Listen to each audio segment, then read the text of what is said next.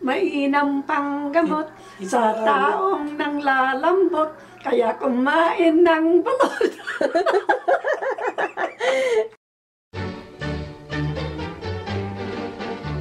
Balut, a word that strikes fear in the hearts of foreigners, but a delicacy to native Filipinos. It's a strange little food stuck between being an egg and a duck, boiled before it could fully develop.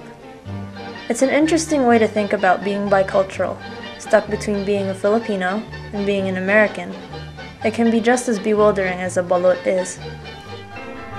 I was born in New York City and raised in a quaint North Jersey suburb. I went to a Catholic grammar school where I learned the Our Father, the Hail Mary, and the flag salute. I played the music of Bach and Mozart in the high school orchestra and rowed with the town's crew team. As an English and journalism major, the English language has become my sole area of expertise. When I'm at school, I eat mac and cheese every other night. You might say I'm as American as I can get. Except when I'm at home.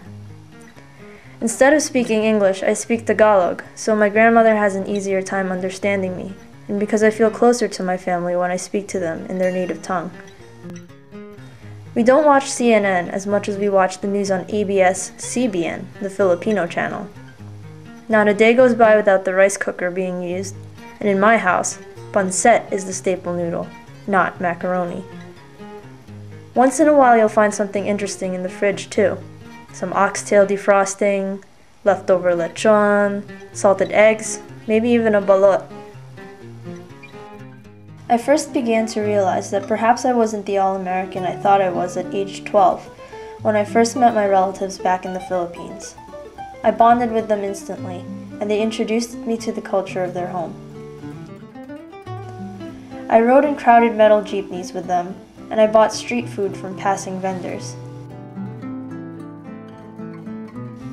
I visited the dusty old house where my mother was raised, where there still is no running water. I loved every minute of my stay and was heartbroken at having to leave. When I returned home after a month, I realized that I had taken something for granted. The fact that I ate different food and listened to a different language at home were quirks until I met my extended family and saw where my ancestors came from. I realized that these aspects of my life were normal somewhere else, and therefore, I could also be part of something beyond America. Like the balut, forced into its present barely edible state before hatching, I was stuck between cultures even before I could breathe my first breath. Historically, Filipinos have seen a number of nations infiltrate their culture. 3 centuries of Spanish colonization replaced indigenous tradition of Datu chieftains and ancient spiritualism with Catholicism and the mestizo upper class. The Philippines began fighting for independence from Spain in 1896, and only 3 years thereafter, they were fighting for independence from the United States. They were so close to establishing sovereignty, only to be thwarted by the Japanese occupation during World War II. Bringing America back into the picture has only complicated what it means to be a Filipino in the 21st century. Many of my peers are also first-generation Filipino Americans who have a culture of their own or face a set of stereotypes, depending on how you see it. Filipinos, here and abroad alike, have accused each other of being culturally confused. But after being influenced by so many different cultures, and not to mention that the Philippines itself is comprised of 3 major regions with distinct local cultures of their own, where there are over 170 languages spoken, who can tell us what a true Filipino's culture should be like? And what of the pressure to assimilate? Forget I was born here. Do my cultural practices make me less American but more of a fob? Is this what it means to be the first-generation American children of Filipino immigrants?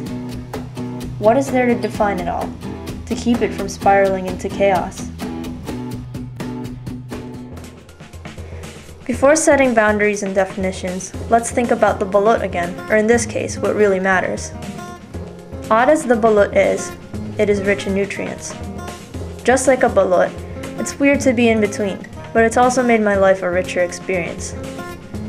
Knowing my roots and the culture of another country has kept me grounded away from excess, and taught me how to forge inner strength, poise, and humility.